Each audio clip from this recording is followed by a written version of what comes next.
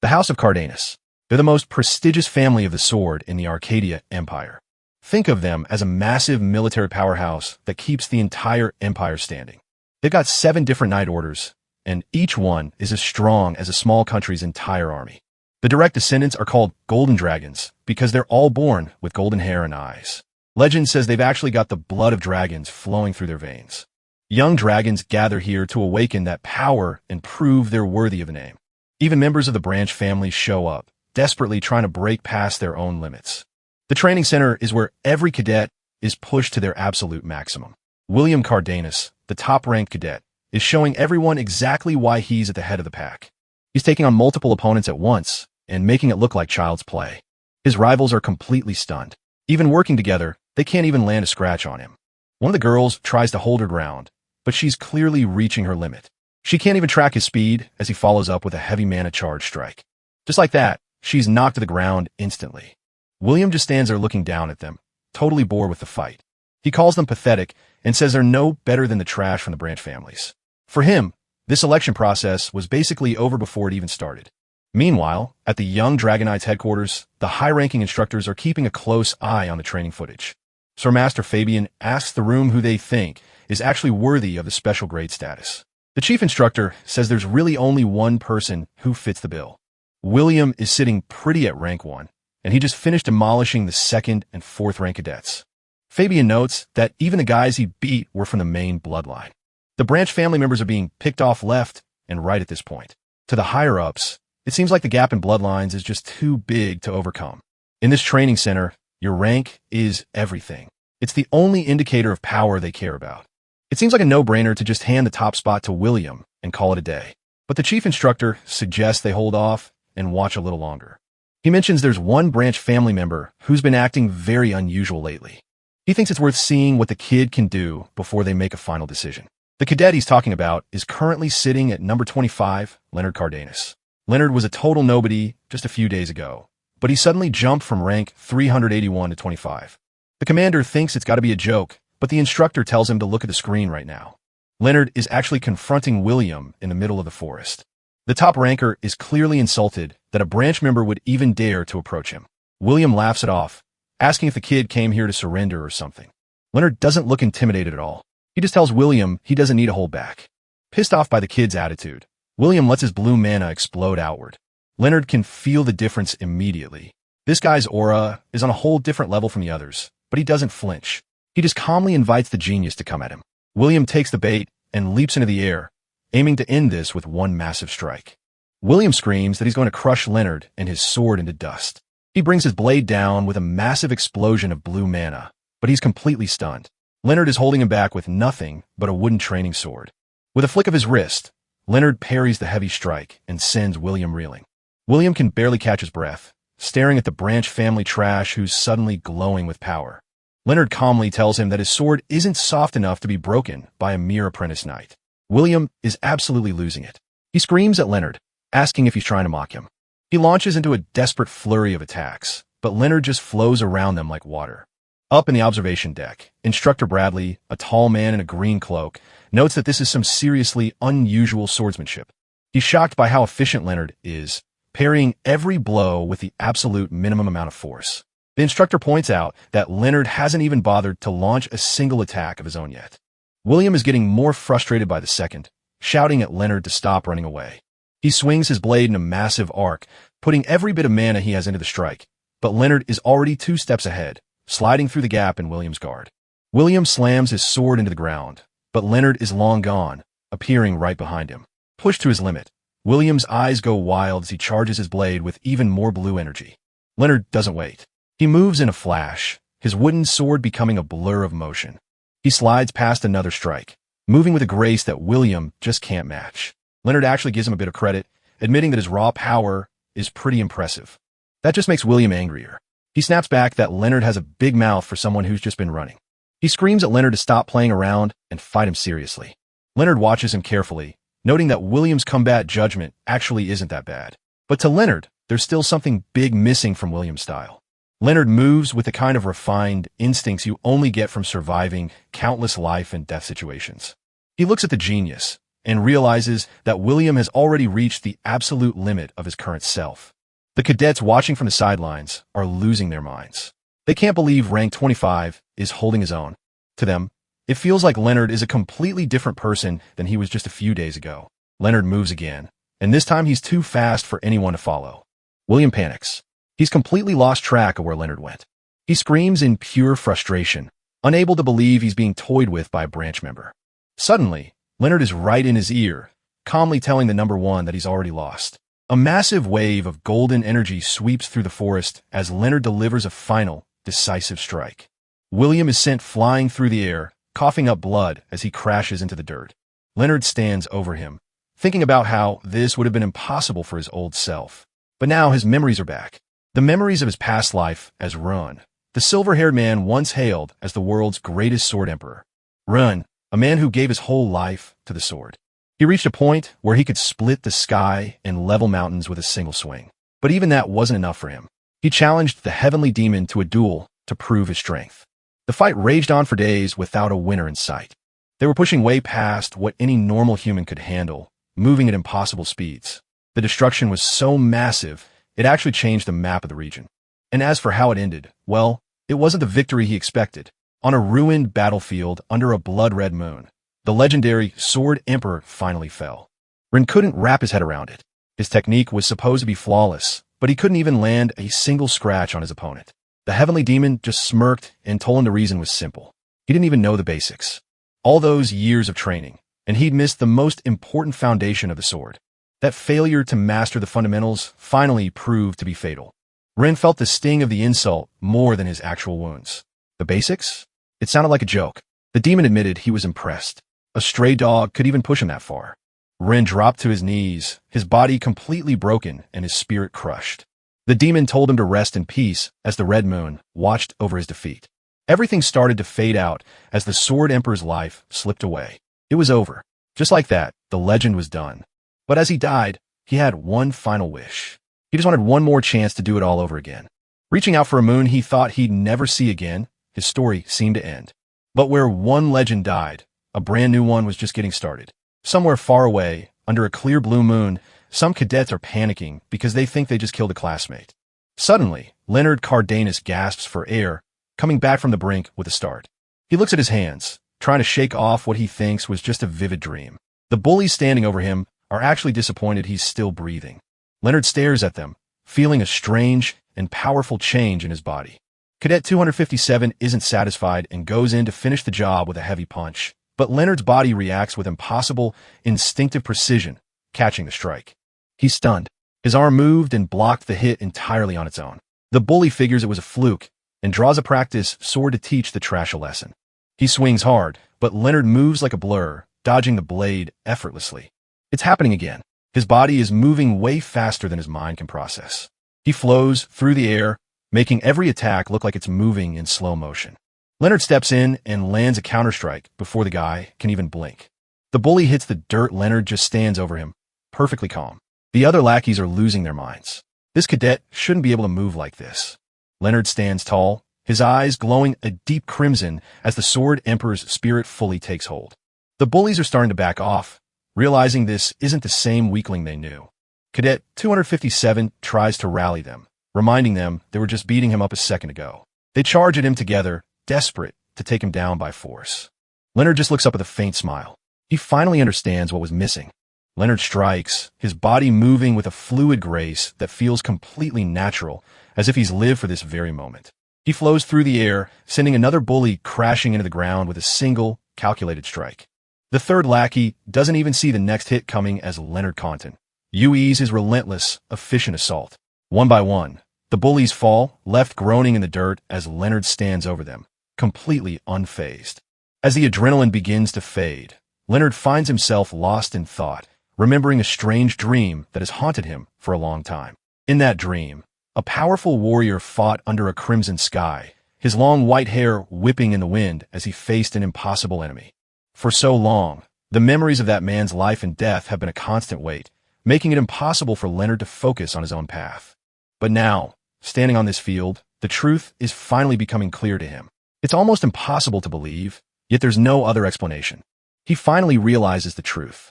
He's the reincarnation of Run, the legendary sword emperor from another world. Even with the evidence right in front of him, the reality of being reborn is a lot to take in.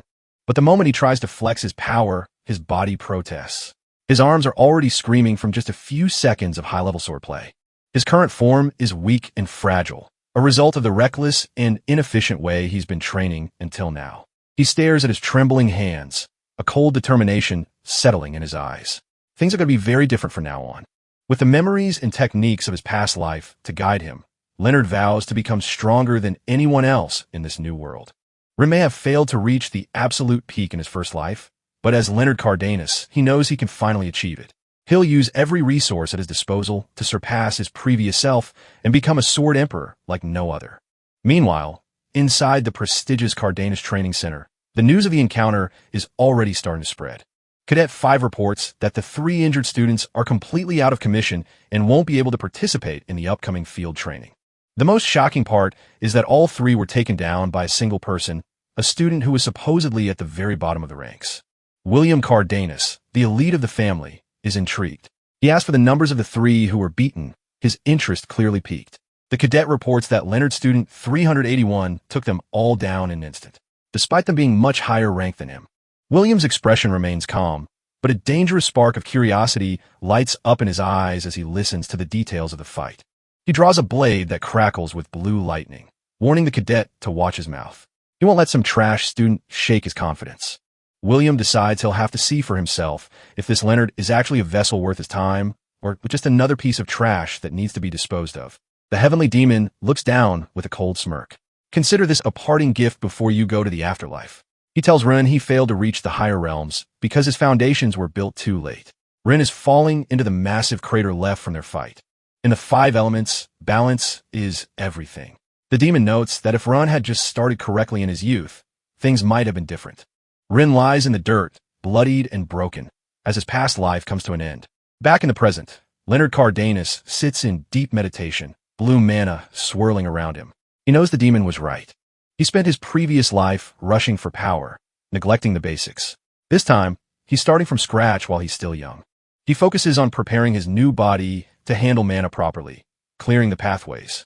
A massive magic circle glows beneath him as he stabilizes his internal energy. Even when he was the strongest in the world, his internal power was a mess at this age. He clenches his fist, feeling the potential. He looks up at a banner for the Cardenas family. There's something special about this bloodline he hasn't figured out yet. Later, the lunch rush hits the academy's dining hall. Cadets are everywhere, grabbing their trays. Leonard takes a bite. It's actually pretty good food, definitely an upgrade from his last life. He needs a balanced diet to fuel his growth spurt, so he makes sure to clear his plate. A massive shadow falls over his table. Someone calls out his old rank. Number 381. It's one of the other cadets. He's heard about the fight from yesterday, and asks if Leonard is more hot-headed than he looks. He notices Leonard has quite the appetite today, especially since he usually just picks at his food. Leonard looks at the guy's badge. It's a single digit. 7. The guy corrects him.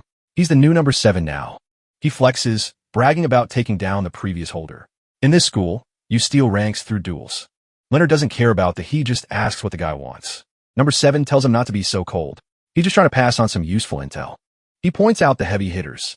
The high rankers are already moving to expand their factions and take control. The top spots are mostly held by the direct descendants of House Cardenas, the ones with the golden hair and eyes. The guy looks around nervously, telling Leonard to keep his voice down. Leonard tells him to just get to the point. The guy sighs, noticing Leonard feels like a completely different person lately. He slams his hand down, saying they need to band together if they want to survive the coming power struggle. Over half of the 500 cadets have already submitted to the big factions. He mentions a few other high rankers are already teaming up with him. He wants Leonard and his crew too. Leonard gives him a flat. He has zero interest in joining any side. He picks up his tray and heads out, telling the guy he appreciates the info and owes him one. Number 7 is left stunned. This definitely isn't the same number 381 he knew before. The sun is setting as Leonard walks out of the academy building. He stops and looks over his shoulder, sensing someone following him. Do you have business with me? A pair of boots stops right behind a voice tells him they definitely do. 2 cadets with wooden swords are blocking his path. One of them, with a bandage on his face, shouts that number 1 is calling for him. Apparently, the top student took an interest after Leonard snubbed number 7's invitation. Leonard just turns his back on them. It's all a bit too professional for a bunch of kids playing power games. He tells them to get lost. He's not interested in their little club. The guy snaps. He calls Leonard a bottom feeder and charges with his sword raised. He lunges across the open space, aiming to take Leonard down from behind. Leonard watches him close the distance in a single leap. For someone so young, his physical stats are impressive. The sword comes down, but Leonard buys flair. He's already seen through the move. The guy is losing it. He can't wrap his head around how Leonard just blocked a blade with his bare hands. Leonard didn't just block it, he shattered the practice sword into pieces. The attacker is frozen, realizing he's way out of his league. As the cadet stumbles back, Leonard stays perfectly calm. He starts thinking there might be something special hidden in the Cardenas bloodline after all. He looks the guy dead in the eye and asks if he really wants to keep the cadet is sweating bullets, but his pride won't let him back down. Fine, then I'll give you exactly what you want, Leonard says. He lunges forward, and the poor guy's life flashes before his eyes. High above in the academy, a mysterious figure watches from a window. He's impressed, noting how Leonard completely toyed with his opponent. The observer is a masked guy in a blue cloak. He wonders if Leonard was just hiding his true strength all this time. He's not a spy, so what's his deal? Suddenly, he flinches. He wonders if Leonard actually spotted him from all the way down there. This is Owl, a cadet. He scribbles some notes, excited for an upset that'll break the predictable routine of the academy. Leonard walks away from the bodies on the ground. He started at rank 381, but he's already moved up to number 98. This guy is in a total panic, apologizing as he scrambles to follow an order from the number 1 student. Verita watches him run off, wondering why the top ranker is suddenly so interested in a nobody like number 98. She's Verita Cardenas, the second best in the class, and she's been hearing rumors about a real monster showing up lately. Looking at the piles of defeated cadets on the ground, she figures those rumors weren't an exaggeration. She stops to watch as someone gets launched through the air like a piece of trash. Leonard is the one doing the damage, landing a kick that sends his opponent sliding across the dirt. He stands there looking bored, telling everyone again that he's not interested in their little clubs. He moves like a blur, disarming the guy and leaving him in the dust without breaking a sweat. He just reaches down and takes the guy's badge. He's the new number 25 now. Verita walks up and congratulates him on the move up the ladder, but she's mostly just curious. She zooms in, looking past the surface to see what this kid is really made of.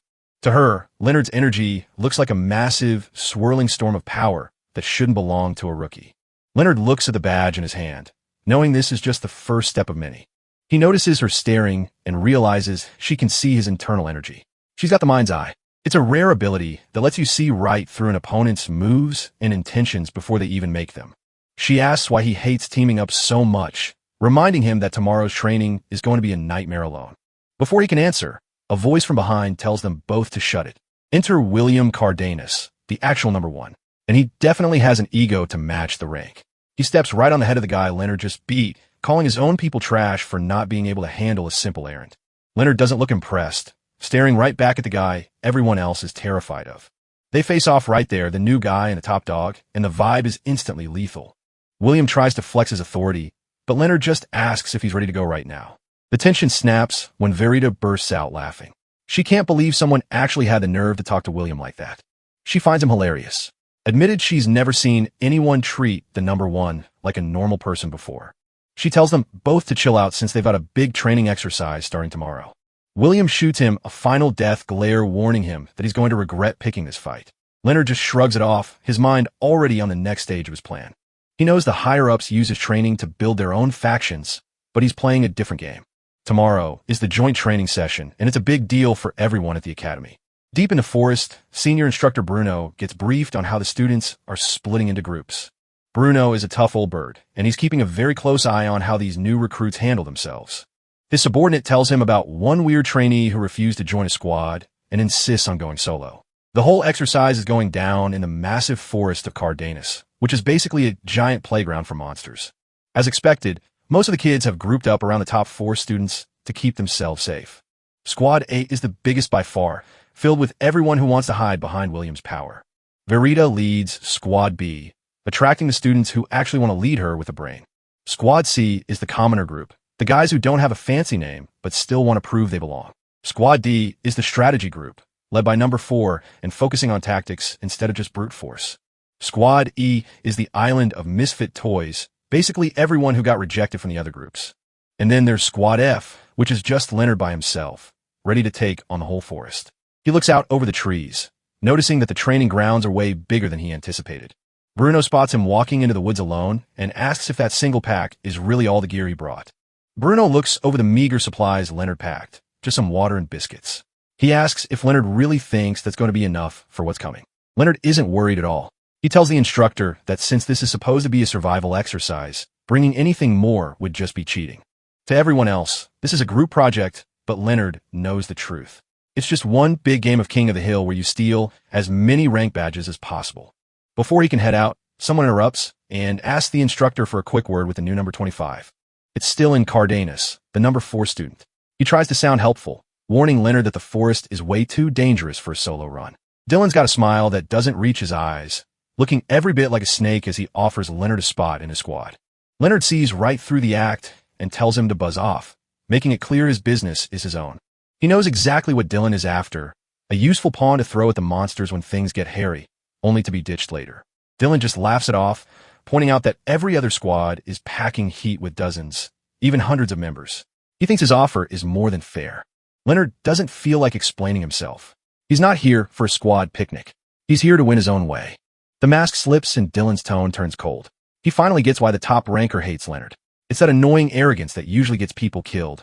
Without any warning, Dylan lunges forward, trying to force the issue with a sudden strike. He's stunned when Leonard moves like a ghost, slipping past the attack before Dylan can even finish a sentence. Leonard's footwork is unlike anything Dylan has ever seen, shifting his weight in a way that feels completely unnatural for a cadet. In a flash, Leonard counters, leaving Dylan reeling from the speed of the transition. Dylan realized something terrifying. Even when Leonard struck, there was zero killing intent, meaning he's already mastered his emotions like a pro assassin. Dylan ends up eating dirt while Leonard stands there, looking as calm as if he were just out for a morning stroll. Bruno steps in, impressed by the display. He tells Leonard that since this was just a scuffle, his rank won't change, but he'll let the solo squad head out into the forest first. Leonard gives a simple nod and prepares to depart, taking the head start he was just handed. As he passes by, Leonard realizes just how scary Instructor Bruno is. The guy has zero presence, but the power radiating off him is absolutely massive. He charges into the tree line knowing that even with his past life experience, the monsters in this forest are going to be a real headache. He thinks about the competition kids like William and Verita are already monsters in their own right, even at this age. It's not just luck. He's starting to suspect the Cardenas bloodline is hiding a serious secret to produce this many geniuses. But he's got no time for mysteries right now. His first priority is finding a solid hideout where he can set up shop and start picking people off. Inside the command center, Instructor Bruno overlooks several holographic screens, asking for a full report on the current situation since the training began. One of his subordinates reports that the fighting started a lot sooner than they expected this time around. As soon as Squad A hit the forest, they didn't even bother looking for a base. They went straight for the throat and ambushed Squad C. It was a complete slaughter. Almost everyone was wiped out in the one-sided assault, except for number 3, who managed to barely scramble away. Bruno finds it interesting that they chose a surprise attack right from the jump, even though he already knew their leader was sharp. But he realizes the leader wasn't just playing a numbers game. It was a cold, calculated move. He explains that for a massive group like Squad, dragging the battle out is a death sentence because of supply issues. So they had to strike fast. They caught everyone off guard by ignoring the usual base building phase, proving their leader is operating on a whole different level of strategy.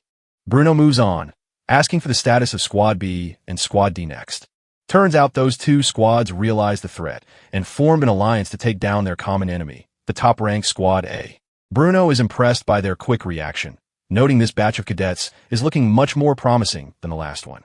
He then turns his attention to the remaining squads, asking Instructor Colin for her update.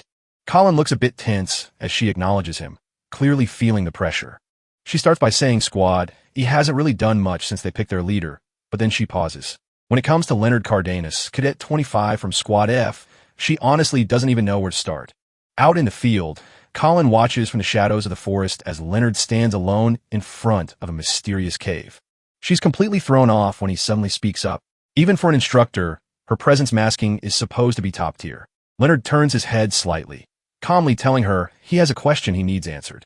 Colin realizes her cover is totally blown. The kid knew exactly where she was the whole time. She steps out from the trees with her arms crossed, telling number 25 to go ahead and ask whatever he wants. Leonard gestures toward the cave, saying he wants to use it for his camp, but he can see it's already occupied. He wants to know if the beast hiding inside is one of the ones tamed by House Cardenas. Right then, a massive blue wolf lunges out of the darkness, snarling with its claws dug into the dirt. Colin confirms it's a direwolf trained by the family, so it's technically safe, but she knows no single cadet should be able to take it on. She gets a little smirk, thinking she'll just watch and see if Leonard is all talk or if she'll actually have to bail him out. She tells him she doesn't care what he does to it. If he wins, he can use it as a bed for all she's concerned. But she adds the caveat that he has to actually defeat the thing first. The wolf leaps through the air with terrifying speed, aiming right for him. Leonard doesn't even flinch, thinking the beast has decent reflexes for a pet as he gets ready to counter. He decides he might as well go easy on it since the spot is just too good of a campsite to pass up. The wolf bares its fangs, its eyes glowing with a feral energy. It lets out a fierce howl, releasing a wave of pressure that shakes the ground. Leonard feels the sudden surge of bloodlust and wonders if the creature has completely lost its mind. He realizes that if he holds back too much and gets injured, it'll only make things more annoying for the instructor. He grips his practice sword and warns the wolf that this next move is going to sting. The wolf lunges again, but Leonard is already a step ahead, moving with a blur of speed. The beast snaps its jaws, but Leonard ducks right under its massive head. He scoffs, telling the creature he isn't going to be an easy meal. In a single, explosive motion, Leonard connects with a powerful strike that sends the giant wolf flying. Colin is absolutely speechless. He just completely overwhelmed a direwolf in the blink of an eye. She watches as Leonard lands perfectly, questioning if this is actually the kind of power a normal cadet should have. The once terrifying wolf is now acting like a submissive puppy, and Leonard just calmly tells it to stay. Leonard points and gives a firm command, sit. He follows up with roll over, and a massive direwolf immediately flops onto its back, tongue out, acting like a giant puppy. He holds out his hand and says paw, and the creature obediently offers its giant clawed paw with sparkles surrounding the moment. Turning to Instructor Colin, Leonard asks if he can bring the wolf along for the training, since it seems to have taken quite a liking to him. Colin is sweating, processing the fact that someone with his insane strength just tamed a direwolf, a feat that makes his request a very difficult one to handle.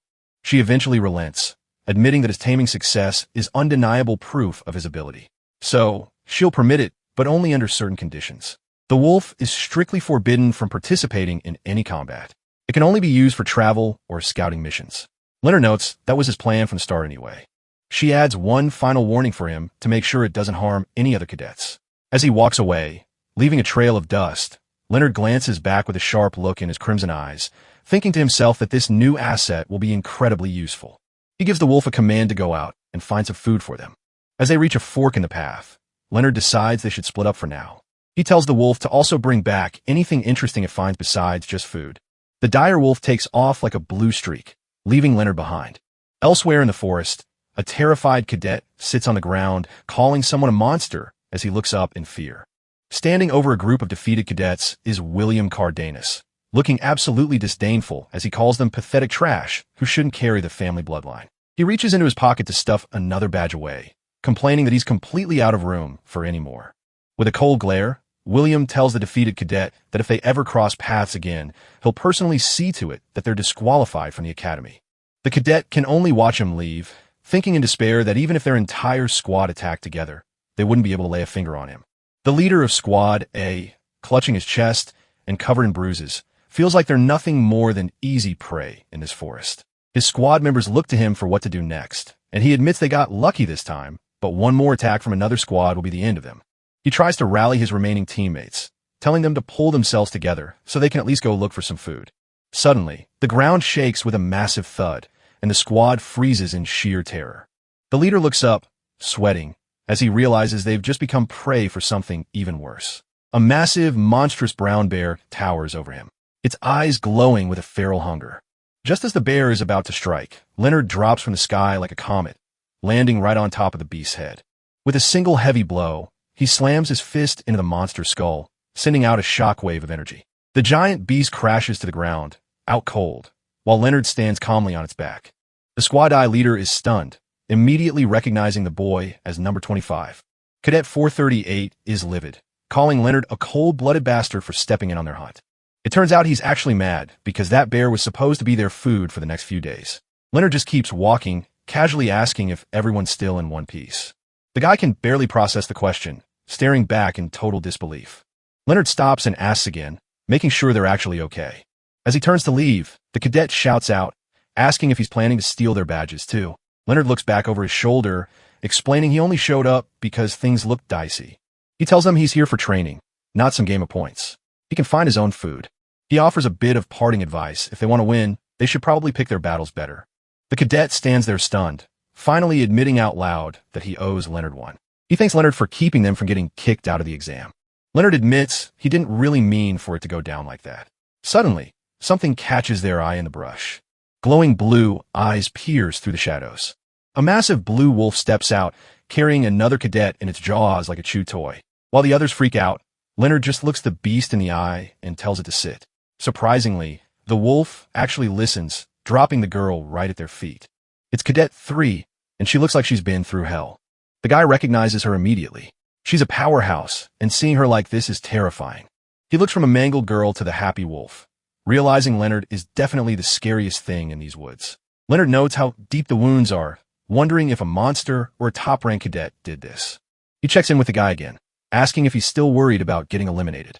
Leonard gestures to the dead bear, telling them to take that for food instead of trying to loot the girl. He tells them not to get too hung up on the numbers on their badges. With that, Leonard heads off into the forest with his new giant pet in tow. Later that night, the girl finally blinks her eyes open, finding herself bandaged up. She looks at her treated wounds, confused about who could have possibly helped her. Leonard's voice asks from the shadows if she's finally awake. She immediately lunges with a kick, but Leonard catches it without even looking up. He tells her she should stop wasting energy and just get some proper rest. She isn't having it, immediately demanding he give back her badge. Leonard just gives her a deadpan look. He reaches over and shows her the badge is still right where it belongs. She softens up a bit, thanking him for the save while admitting she can't lose that badge. Instead of arguing, Leonard just hands her a skewer of freshly roasted meat. He tells her it's only natural to feed a child when they're hungry. While she eats, he asks about her squad and what happened to cause those wounds. She stares into the fire and tells him it wasn't a monster that did it. She explains that right after they set up base, a rival squad completely wiped them out in a surprise attack. It was a total defeat without a real fight, and she blames herself for being a pathetic leader. Leonard realized that fighting in a group is a completely different ballgame from a duel. He thinks about how someone like William Cardenas could easily crush a group of youngsters with a bit of tactical knowledge. Leonard asks point blank if number 1 was the one who did that to her arm. As meat crackles over the fire, she admits her squad just didn't have the strength to match them. It eats at her that they were taken out before they could even draw their swords. Leonard notes that even after a crushing defeat, her eyes haven't lost their fire. Looking at her, he knows she has the potential to become a truly great warrior. But for now, the situation is grim at this rate. The other squads are going to fall one by one. She wonders if there's any hope in forming an alliance with the remaining groups. Leonard points out that morale is a bigger factor than numbers, and a winning side only gets stronger. He's certain that a simple surprise attack won't work since the enemy is definitely expecting it. Instead, he suggests they target the squad's specific weakness. He explains that the entire group functions around a single person, number 1. Because their leader is so strong, their unity is top-notch. But that's exactly what they'll exploit. The moment that central pillar is removed, the rest of the squad will crumble into a disorganized mess. Leonard can see the thirst for revenge in her eyes, and she doesn't bother denying it. He looks her in the eye and tells her to just put her trust in him. Seeing his confidence, she accepts the plan and asks if she should start calling him her new squad leader. A group of cadets, loaded down with heavy packs, treks through a forest trail. William Cardenas and his right-hand man, Cadet 5, are waiting for them. William's acting like he has all the time in the world, confident that things are going exactly according to plan. He's got that smug look on his face, expecting the results of their little hunt to show up any second. Suddenly, he signals everyone to stop. It's time to get ready for a fight. He shouts into the trees, telling whoever's hiding that they might as well surrender because he already knows they're there. A bunch of birds suddenly fly out of the trees, signaling that someone is finally making their move. A few cadets step out from behind the bushes, wooden swords at the ready. William mocks them, saying the leisurely lion they were hunting has a better nose than he gave them credit for. Then, 2 more show up, a blonde girl with badge number 2 and a guy with badge number 4. William asks if they're more like dogs than lions. He just laughs at them, calling their little ambush attempt pathetic and predictable. He looks down on the girl, wondering how someone as weak as her has the guts to even stand in front of him. But number 2 isn't intimidated. She just smiles back and calls him a complete disgrace to the House of Cardenas. She keeps the insults coming, calling him a showy peacock who's all talk and no bite. That strikes a nerve. William's expression turns nasty as he tells her she's about to find out what real dignity looks like. The two groups clash in a blur of motion. It's total chaos. Everyone's charging in, and number 2 squad is trying to take down William's group in one hit. Cadet 5 tries to keep his side together, shouting for everyone to tighten their formation and hold the line. Wooden swords are flying everywhere as the cadets get into a massive brawl. The blonde girl tries to go toe-to-toe with William, but she realizes pretty quick that his strikes are incredibly heavy. Even with her special eyes that are supposed to read movements, she can't see through his technique at all. William looks bored as he pushes her back effortlessly. He keeps her on the defensive, not giving her a second to breathe. He mocks her, asking if she really came all this way just to show off such useless petty tricks. With one quick move, he slams her down hard. She thinks she sees a chance and lunges for his back. She's sure she's got him, reading the movement of his muscles to time her strike. But halfway through it hits her. The opening he left is just way too obvious. Her eyes go wide as she realizes she walked right into his trap. William counters with a massive blow that sends her flying. He looks down at her, admitting she's at least better than the guy with badge number 4, but she's still way too slow. He leans in, his sword creaking against hers as he overpowers her completely. A close-up of his cold gaze shows he's thinking about someone else, someone like number 25. He finishes her off, leaving her gasping on the ground. William stands over her, telling her to just give up because she was never on his level to begin with. He's ready to declare himself the winner of the entire training exercise. But a voice from the trees stops him, calling his victory a bit too hasty. A new figure walks out of the shadows. It's Leonard Cardenas. He's walking out casually, dragging a defeated Cadet 5 behind him like a sack of laundry. William can't believe his eyes. He's shocked that number 25 is actually there. Leonard drops the unconscious cadet and says he's just returning the favor for what William did to his squad. William starts yelling, saying a trash like Leonard shouldn't even have a squad in the first place. Leonard just stares him down with those piercing red eyes. He admits that, yeah, at the start he didn't have anyone. As William stands there confused, a loud scream echoes through the forest behind him. Leonard points out the battle unfolding below. The lower-ranked cadets, the ones everyone looked down on as worthless, are finally pushing back in their own rebellion. The group is in high spirits cheering for number 25, their unexpected leader. Leonard steps in to interrupt the celebration. The cadets are starstruck seeing both him and number 3 together. Leonard reaches out a hand to the group, proposing an alliance. One of the cadets, number 438, he's worried that they're just a weak squad and will only hold him back. Leonard looks at them firmly. He tells them to stop being so obsessed with the numbers on their shirts. He explains that training is the same for everyone, and those numbers are just labels that don't reflect their real potential. He uses a diagram to show that only a very small number of people ever truly awaken their unique traits. He points to himself and number 3. Even though she's from a branch family, she climbed all the way to the top through pure effort alone. Leonard mentions his own journey, how he crawled up from number 381 to his current rank by his own strength. Number 438 is still in disbelief. To him, the gap in rank exists because they simply aren't strong enough to win. Leonard shouts that the problem isn't their physical strength, but something deeper. He tells the gathered cadets that they lack the courage and the heart to actually believe in themselves. He asks them if they've ever actually resolved to see a challenge through to the very end. He clenches his fist. He tells them that they can win, and he's officially proposing that F Squad and E Squad join forces. Leonard extends his hand again, asking if they'll join him to take down number 1 together. Number 3 raises her wooden sword high. She rallies the crowd, telling them to charge for the sake of the man who believed in them. William looks on in disgust, asking number 3 if she has no shame in joining hands with those beneath her. Number 3 just laughs it off. She tells William that he's the one who needs to be careful, reminding him that number 25 blocked his kick like it was nothing. Leonard stays silent as number 3 continues, pointing out that his movements were far more refined than William's. A close-up of William shows him grit his teeth in a blind rage. He can't stand the idea that his squad strength is being questioned. In the background, the low-ranked cadets are actually winning, pinning down William's subordinates. Seeing which way the wind is blowing, the girl with badge 2 drops to her knees and asks to join Leonard's squad, too. The boy with badge 4 follows suit, deciding he'd rather surrender to Leonard than keep losing to someone he can't stand. William explodes with anger. He screams at them, asking if they have any pride left as members of the House of Cardenas. William is fuming, telling them to stop being stubborn and just admit their defeat. Leonard stands his ground as William points his sword at him, calling him out by his rank, number 25. William challenges him to a duel right there, putting the victory of both squads on the line. He lunges forward, determined to prove the massive difference in their strength once and for all. Leonard just gives a small, confident smirk. This was exactly what he was waiting for from the start. He draws his sword as golden energy flares up around him. With a cold look in his eyes, he tells William to come at him so he can finally make him understand the truth. Bradley watches the arena with a critical eye, curious about the outcome of this final showdown. The two duelists face off, the tension between the top-ranked cadet and the new prospect filling the air. Number 1 charges in, his destructive sword style clashing violently against his opponent's defense. A heavy impact echoes across the grounds as their blades lock in a struggle for dominance.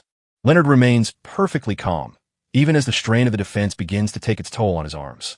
He notes that while his opponent has raw power, the movements themselves are predictable and easy to read.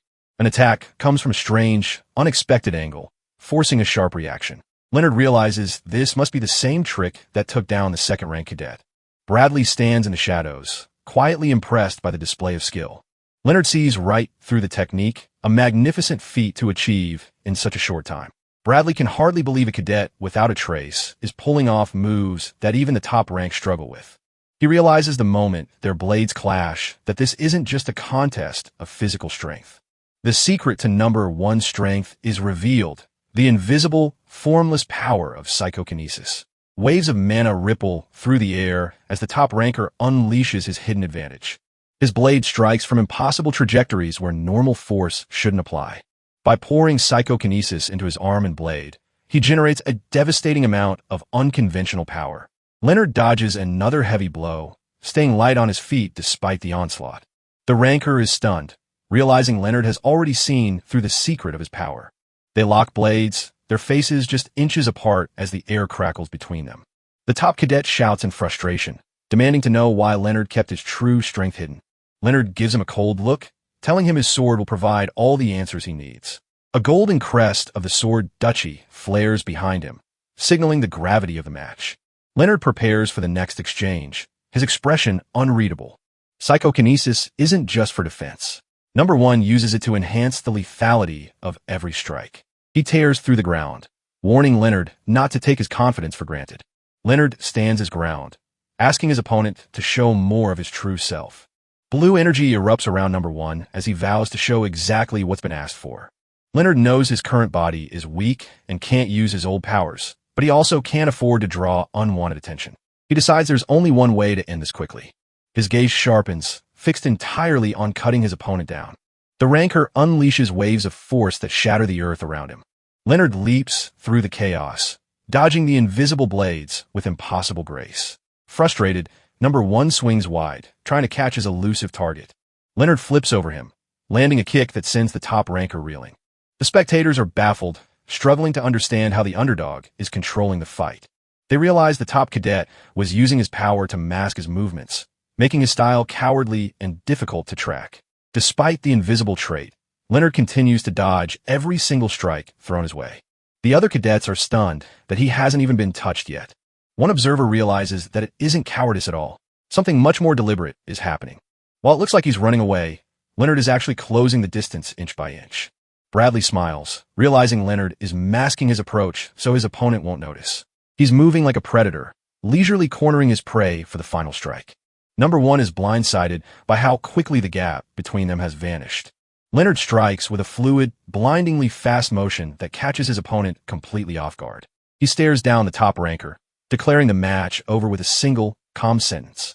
The force of the final blow sends number 1 flying backward, the impact echoing through the woods.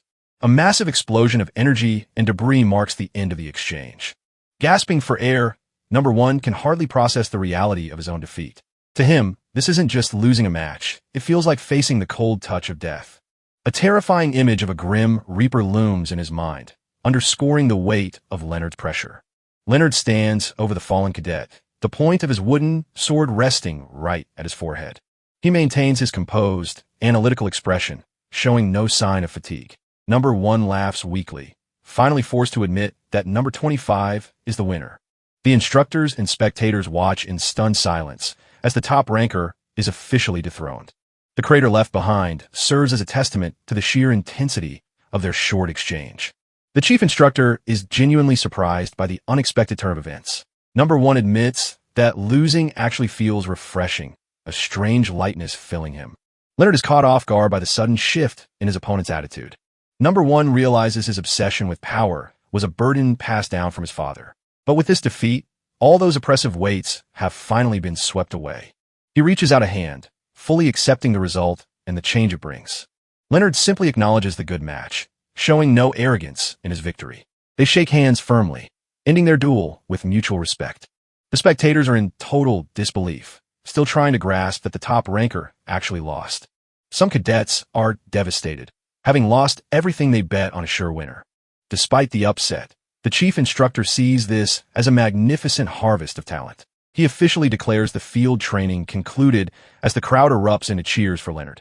A few other elite cadets are forced to acknowledge the surprising performance of Leonard's squad. They realize he's an extraordinary individual who successfully teamed up with nobodies to take down a top squad. The chief instructor understands that Leonard saw right through the true purpose of the field training. It's an unexpected but remarkably satisfying outcome for the Academy's leadership. As the excitement dies down, he gives the order to prepare for their return. It's time to contact the main house. The period for the blood successor, right, has officially arrived. Leonard gives the giant blue wolf one last pat. He's leaving tomorrow, and unfortunately, he can't take his furry friend with him. The wolf looks pretty down about the news. It's been a loyal companion during his time in the forest.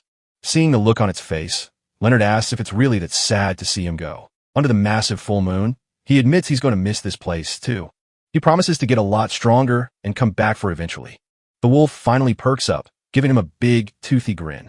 Leonard walks away, telling the wolf it better keep up its own training if it wants to follow him later.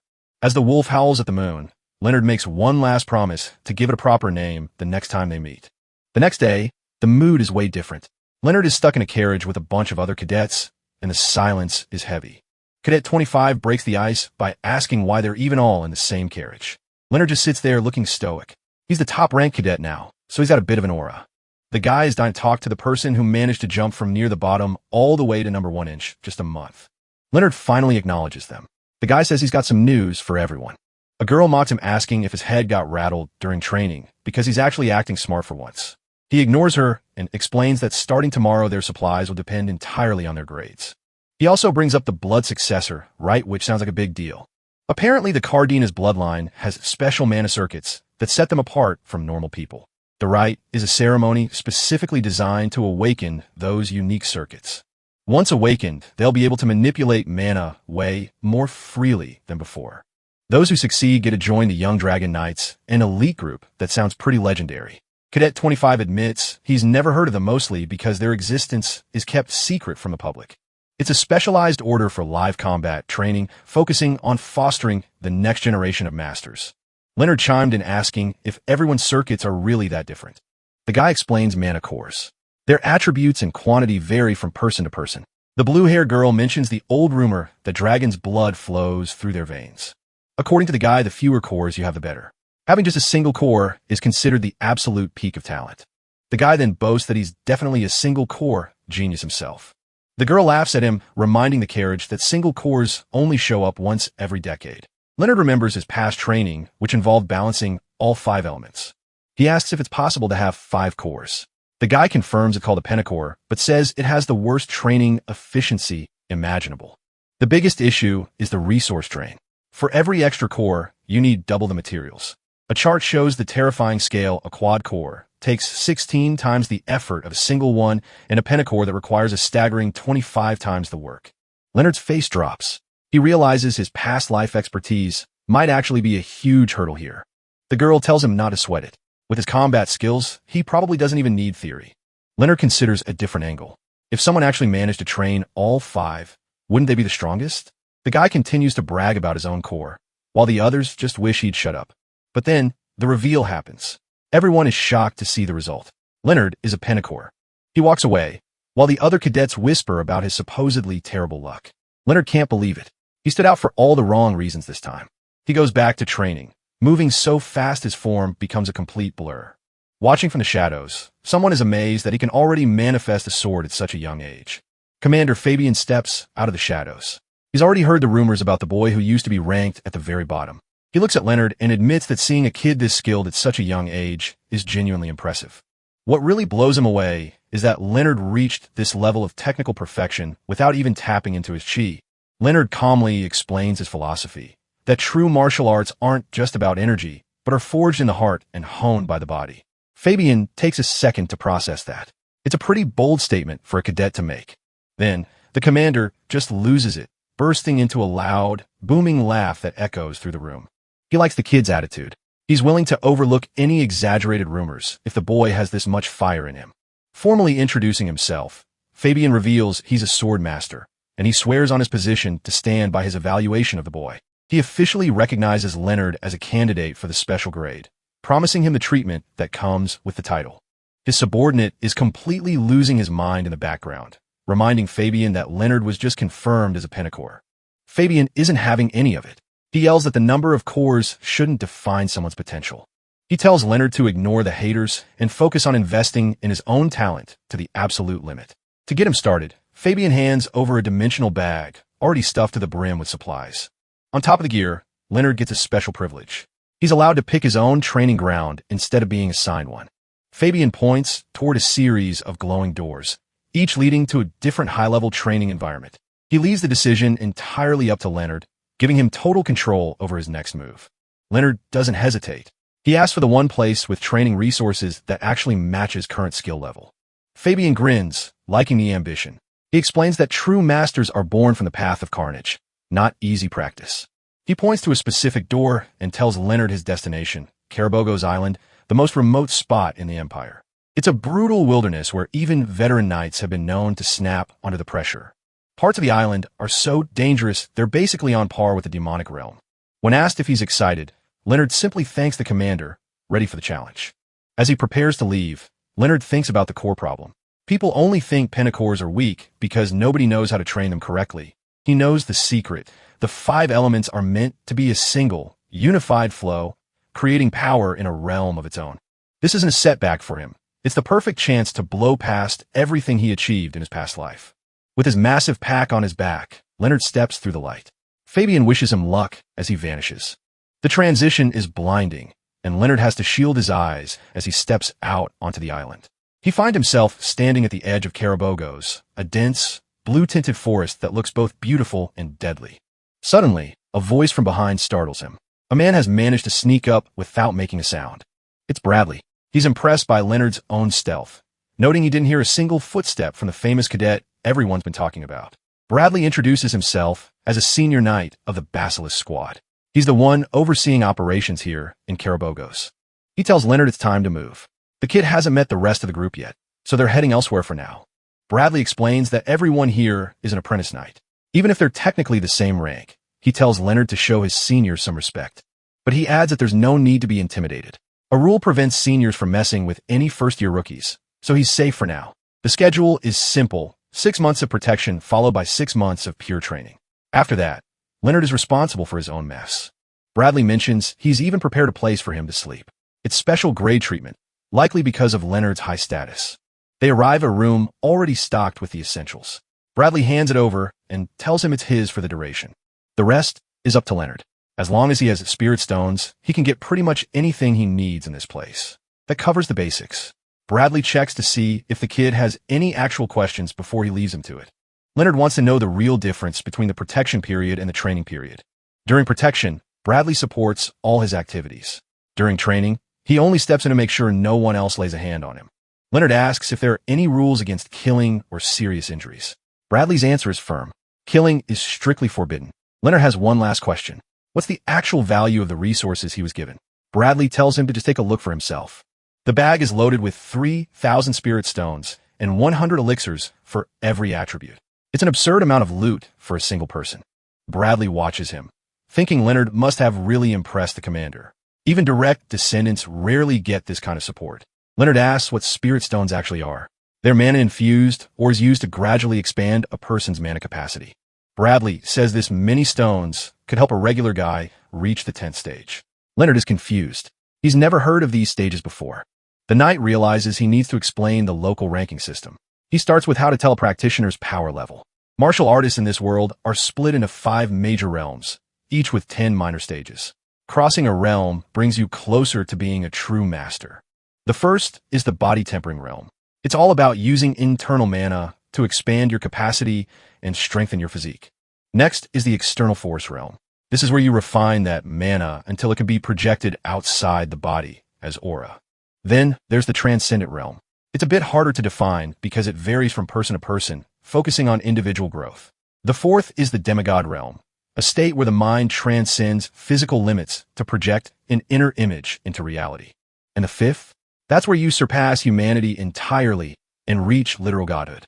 Leonard listens intently from his mat. It's called a divine transformation realm. Its legendary status.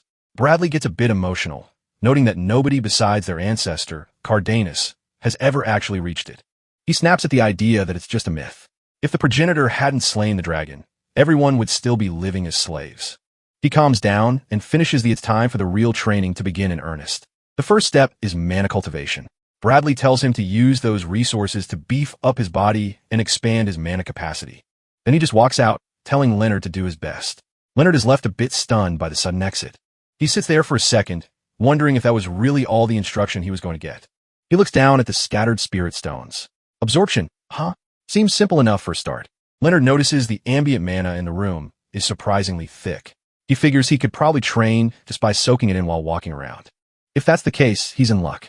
He clenches his fist, ready to test the waters. He already mastered this whole absorption process in his past life, so this should be a total breeze. He starts the process, and mana begins to surge through his arm with incredible, even he's surprised by the speed. In just a few hours, he's already hit the 3rd stage.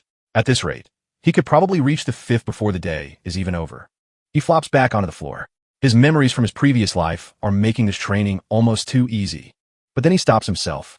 Finishing an entire stage in a single day will look way too suspicious to everyone else. He thinks about the commander. The guy already believes he's a once-in-a-generation genius. No need to prove him right that quickly and draw heat. He decides to mix in some old techniques to make the story more believable. It would be a waste to let all these resources sit around unused. Outside, the other cadets are already watching him from the shadows, likely wondering what kind of monster just moved in next door. A couple of cadets watch Leonard's cabin from the bushes, noting that he's been holed up inside for over a month and a half. They figure he's staying shut in until he hits at least the 5th stage. If he wants to survive around here, that's the bare minimum requirement. Leonard finally steps out into the fresh air, looking a bit worn out from his long seclusion. He decides he's done with the wooden training tools. It's time to ask Bradley for a real sword. He tracks down the senior knight and makes his request. Bradley is skeptical, wondering why a rookie needs a real blade so soon. Bradley warns him that just because he's gotten a little stronger, it doesn't mean he should start getting ahead of himself. Instead of arguing, Leonard throws a punch into the air, sending a massive shockwave that shatters the rocks behind him. Bradley stands there in silence, taking in the sudden display of raw power. He admits the growth is remarkable. Reaching the 3rd stage in just 1 month is pretty much unheard of for a Pentecore. But then Bradley's aura shifts, turning dark and oppressive as he prepares to remind the kid who's boss. He looms over Leonard with a terrifying presence, warning the apprentice not to forget his place. Just as quickly, the tension snaps. Bradley lightens up and hands over a real sword, telling the kid not to look so frightened. He offers some parting stay safe and don't do anything reckless. Leonard takes the blade with a respectful thanks. Bradley adds a catch, though. If Leonard loses the sword, he's going to be paying him back in spirit stones. He holds up a crystal with a smirk, making sure the kid understands the debt he's just taken on. With that settled, Bradley turns and walks off, telling Leonard to keep working hard. Now that he's finally armed with a real blade, Leonard pulls out a map to plan his next move. He spots a location marked with a skull and decides that's exactly where he needs to head. Deep in the Forest of Remnants, a pack of goblins waits in the shadows for their next victim to wander in. In the dark woods, a group of green monsters lurks. These are hobgoblins, currently sitting at a rank of E2. Leonard walks calmly through the carnage. No matter how clean the cut, you can never quite hide the metallic stench of fresh blood.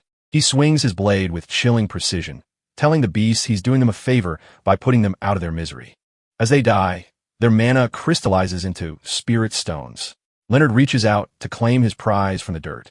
He's gathered about 100 low-grade stones in a single, it's a decent haul, but it's not enough to satisfy him. The forest is full of nothing but E-rank small fry, and they aren't helping him grow fast enough. Suddenly, he catches a new scent. It's different from the others, heavy and predatory. Could it be a gnoll? The creature isn't even trying to hide its presence. It's bold, clearly viewing Leonard as nothing more than a snack. Leonard draws his sword, a calm look on his face. The beast is making a fatal mistake by underestimating him. The wolf-like monster growls, its eyes glowing with a murderous intent as it prepares to lunge. It attacks with a massive axe, the force of the swing shattering the ground and kicking up clouds of dust. Leonard slides back effortlessly. He tells the stupid mutt to stop all the useless yapping. He can feel the raw power behind the attack just by shifting its trajectory. This thing is surprisingly strong. He leaps away from another heavy strike. If the hits are this big, his best bet is to just dodge everything. Something is wrong. The strength is far beyond anything he was taught about a normal gnoll's capabilities. Usually, a standard goblin is rank E1, and their evolved hobgoblin counterparts are E2. A normal gnoll is supposed to be a rank D1. It's rare for a monster to evolve more than once, but it happens. Leonard stares down his opponent. This beast definitely doesn't look like a simple D1 to him. He identifies it as an Adno, a dangerous D3 rank creature. It's exactly the kind of challenge he's been looking for. A slight smile plays on his lips. He hasn't had a chance for training this good in a long time. His eyes glow with a sharp red light as he prepares to get serious. It's time to see what this thing can really do. He moves like a ghost, weaving through a flurry of blue energy trails as the monster swings wildly. He pivots on one foot, dodging a reckless attack with inches to spare. He knows a hit like that would barely leave a scratch. He gets in close, Diadno's massive frame towering over him as its axe misses once again. The monster slams its weapon into the ground, burying the axe head deep in the cracked earth. Leonard watches its clumsy movements. At the end of the day, it's just a beast relying on pure brute strength. He spins his blade, drawing a wide circle through the air as he positions himself for the final blow. A single powerful strike connects with the monster's neck, sending blood spraying into the air. The beast falls. Leonard stands over the corpse, genuinely surprised by the loot it leaves behind. A mid-grade spirit stone. Finding one of these in the forest of remnants is huge. It's worth 100 low-grade ones. He looks at the dying monster. Fighting guys like this should help his internal energy grow a whole lot faster. He sheathes his sword and starts to walk away. It's no wonder the regular apprentice knights are too scared to come near this place. Later, Leonard sits cross-legged in deep meditation, mana swirling around him in a cold blue mist. He checks his progress and is shocked to find he's already reached the 10th stage of the body refining realm. This is bad. If the word gets out that a pentacore like him broke through this fast, it's going to cause some serious trouble. He needs to find a way to keep getting stronger and gathering resources without making such a huge scene. 3 months go by. Outside his training shed, footsteps crunch on the gravel as someone approaches. A group of cadets is hanging around the entrance. One of them is complaining about having to check on him every single day. The senior cadet tells him to suck it up. They need to be the good seniors he meets first to get on his good side. In a powerful house like Cardenas, connections are the best weapon you can have. A handshake here means everything. He points toward the door, noting that Leonard is the undisputed number 1, and even the commander has an eye on him. He gives Hayden a hard shove toward the door. It's time for the blonde cadet to go in and introduce himself. Hayden stands outside the hut with a bucket of fresh fish, calling out to the newbie inside. He warns him that he won't make any if he doesn't stop to eat properly. He peeks through a gap in the wooden boards, wondering if the kid has actually kicked the bucket. Since there's not a single sound coming from inside, he decides it's time to head back. Inside, Leonard watches them go. He's surprised to find that his seniors are actually being quite decent, and he finally understands why they've been snooping around. His crimson eyes glow in the darkness as he tracks there from his spot behind the door. He could clearly see every detail of their faces through the cracks. He knows that if he stays as Leonard, his training results will be too much of a shock. But if he can pass himself off as a veteran who's been here for 10 years, no one will bat an eye. He settles into a meditative stance to prepare his next. It's been a long time since he last used this specific trick, but he figures it's worth a shot. He initiates the reverse application art, a technique that uses mana to reshape his facial muscles, and back in his prime, as the Sword Emperor, he never had to bother with such disguises. A faint energy surrounds his hands as the transformation takes hold. He's confident that this will be enough to keep the others from noticing anything suspicious. As his features shift, he thinks back to the boy he just saw. He remembers the name Hayden and prepares to step out as a disguised veteran. 3 months have passed, and Leonard's ended up in the foggy depths of the Bowen Mountain Swamp. He's moving like a ghost through the brush, sticking to the number 1 rule of survival. Always erase your presence. This place is a nightmare, crawling with poisonous creatures that are experts at staying hidden. Just beneath the surface of the muck, lizard men are lying in wait for him to let his guard down. A typical lizard man is a C-rank threat, making them even more dangerous than the abnormal cases he's faced before. One lunges out of the swamp, but Leonard is already midair, preparing his strike. He brings his blade down with surgical precision, carving right through the beast. The kill is clean, but Leonard worries he might have made enough noise to wake up something bigger. Sure enough, a massive shadow looms out of the mist behind him. He doesn't even hesitate to engage. He's got no time to play around with monsters that don't know real swordsmanship. After clearing the area, he's gathered about 1,500 intermediate spirit stones, which means it's finally time to move to the next cultivation realm. But crossing into a major realm is a violent process that usually ends in a massive mana explosion. He's still borrowing Hayden's face to keep a low profile, so he can't afford to cause a scene on Karabog's Island. He needs a secluded spot somewhere that can mask the energy and keep him out of the wind and rain. He spots a field of glowing plants tucked away by a cave entrance. These aren't just plants. They're high-quality spirit herbs that soak up mana way better than stones. But a place like this isn't a massive tusked troll steps into view. Leonard ducks into the shadows as he senses another presence approaching. The troll braces itself as the ground starts to shake. A lycanthrope suddenly charges, slamming into the troll to start a brutal territorial fight. The wolf starts calling down lightning, the sheer power of the attacks making the earth tremble. Leonard watches from the sidelines, surprised that monsters at this level can actually manipulate the forces of nature. The troll isn't backing down, though, hurling massive chunks of rock with ease. Even with all that debris flying, the lycanthrope manages to dodge at lightning speed. Neither side is giving an inch as the brawl intensifies. While they're busy tearing each other apart, Leonard sees his chance to slip past. He figures he can explore the cave while the heavy hitters are distracted. He moves silently toward the dark opening in the rock face. Once inside, the noise of the battle completely vanishes. This silence is exactly what he needs for his breakthrough. Then he sees it, glowing golden tree in the center of the cavern, radiating incredible energy. It's surrounded by even more intermediate spear herbs. It's strange, though, with this much mana in one spot, he should have felt it from outside the cave. Leonard reaches out to test the air in front of him. His hand meets a shimmering hexagonal barrier. A hidden shield. That explains why no one noticed this place. He stares at the golden tree, wondering just what kind of treasure he stumbled upon. This is the perfect spot to finally reach the next major realm. But his piece is a massive, bloody figure enters the cave. It's the troll. It must have survived the fight, but it's looking rough. Luckily, the deep wounds it took are still wide open and haven't healed yet. Fresh blood is dripping onto the cave floor. Leonard grips his sword. Since this place blocks out all sound and mana, he didn't even notice the beast until it was right on top of him. The beast doesn't even bother attacking him. It just goes straight for the cave entrance, sealing Leonard inside. Leonard isn't worried, though. He draws his sword and prepares to take the monster head on. Leonard dodges a massive rock. One direct hit from this thing, and it's game over. He stays on the move, avoiding the dark energy cracking the ground behind him. Staring down the giant's massive back, Leonard prepares to end the fight in a single blow. The beast swings, but the boy is already out of the way. Leonard narrows his eyes. The monster isn't just strong. It's using earth and rock to shield itself. The creature flares up with fire, standing like a literal mountain between him and the exit. He realizes this thing is the reason the local lycanthropes were completely wiped out. It's not just big. It's had dual attributes, earth and fire, from the very beginning.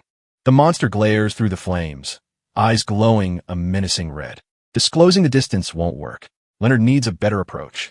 He leaps into the air to avoid the intense heat. If he touches that, he'll melt in an instant. He waits for the perfect moment, that split second when the beast takes a heavy step forward. The monster's foot slams down. Now, Leonard lunges in, moving faster than the giant can react. This is it. He calls the end of the fight. The beast realizes too late. Leonard pierces straight through. A massive beam of blue mana shoots out from the monster's chest. Leonard lands and takes a breath, thinking it's finally over. But then he spots a dangerous glow coming from inside the monster's wound. It's a mana core, and it's vibrating with pink energy. The core detonates, turning the entire cave into a furnace. Leonard is caught right in the blast. If he doesn't protect himself, he's done for. The force of the explosion sends him flying into a tree. He coughs up blood. The impact was so hard, he's pretty sure every bone in his body just shattered. Fire is everywhere. The whole cave is going to burn to a crisp in less than 5 minutes. No one is coming to help him in this hole. He's completely on his own.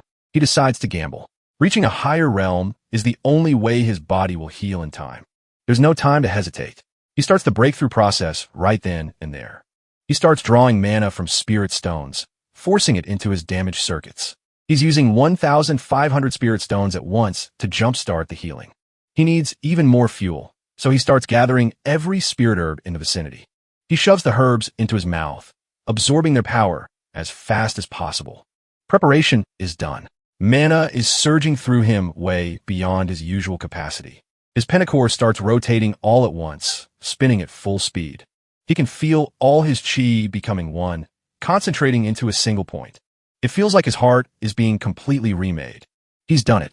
He's officially broken through to a new realm, but the energy won't stop. It's already surpassed anything a human body should be able to handle. A massive blue energy dragon erupts from him. This is the legendary power of a dragon. Leonard sits beneath a twisted tree, glowing with a strange golden light deep in meditation. He feels his mana integrating perfectly, pushing his realm straight to the third stage of the outer force. It's a massive jump, especially since most of the senior cadets have been stuck at the second stage for years. He knows this kind of growth is going to send shockwaves through the Cardenas family.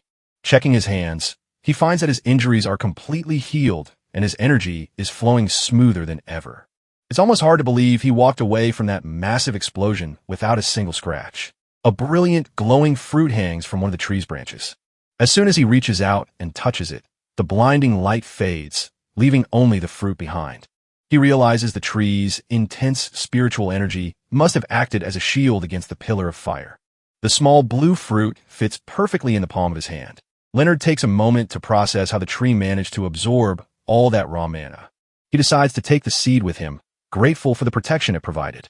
Leonard sprints back toward the camp, knowing he can't afford to let anyone get suspicious of his absence. He's got a bit of smirk on his face. Turns out he's gotten even stronger than he expected. He spots the light from the training center ahead.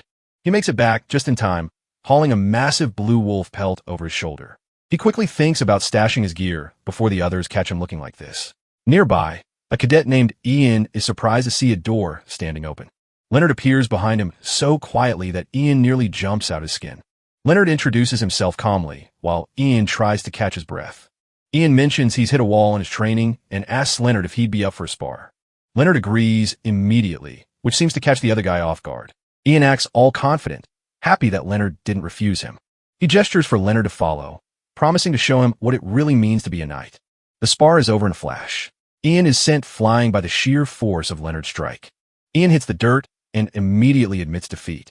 A blonde cadet named Hayden watches from the side, sweating as he realizes Leonard isn't just some beginner. Hayden steps in and ignites his practice sword with fire mana. Ian shouts at him, wondering why the hell he's using real mana in a practice session. Leonard is fine, but his hand is smoking from the impact. The other cadets rush over to check on him. He looks at the blood on his palm, realizing that even a blocked mana attack can still do real damage. It's a clear lesson that swordsmanship isn't everything when magic is involved. Ian is visibly worried and asks why Leonard isn't angry about getting hurt. But Leonard is actually grateful he's learning a lot from these exchanges. He holds his sword out, genuinely looking forward to their next match. A little while later, Ian shows up in full gear, saying they have to cancel the spar. Leonard steps out, wondering what all the commotion is about. Ian tells him there was a massive explosion near the swamp that has everyone on edge. The rumors are flying that a lycanthrope and a troll got into a vicious turf war. They found the troll burned to death and the wolf's body completely mangled. The high-ranking knights are already at the site, surveying the mess Leonard actually caused. Ian tells him to just stay back and rest, since he's clearly not ready for real combat yet. Ian turns to Leonard, mentioning he's got something special for him. He drops a bundle of 5 decent-looking swords on the ground, noting that Leonard had managed to break a few during their sparring sessions. Ian gives him a thumbs up and a grin, telling him not to forget about his old buddy once he becomes a famous knight. Leonard promises he won't, thanking him as he stands by the wooden door of his quarters. As Ian heads out, he warns Leonard to stay put today, since most of the guards will be distracted with training at the swamp. Leonard takes the advice, realizing that causing a scene now would only turn into a massive headache. He watches as the light of the explosion continues to ripple in the distance, knowing everyone is looking the wrong way. Draped in a dark hooded cloak, he realizes this distraction is actually the perfect opportunity for him to make a move. He watches the columns of knights marching away, knowing that running into them while using a fake identity would just create more chaos. He decides to keep the lycanthrope skin on for now, even if it is a little uncomfortable. With everyone clustered in one area, Leonard finally has the freedom to move without being watched.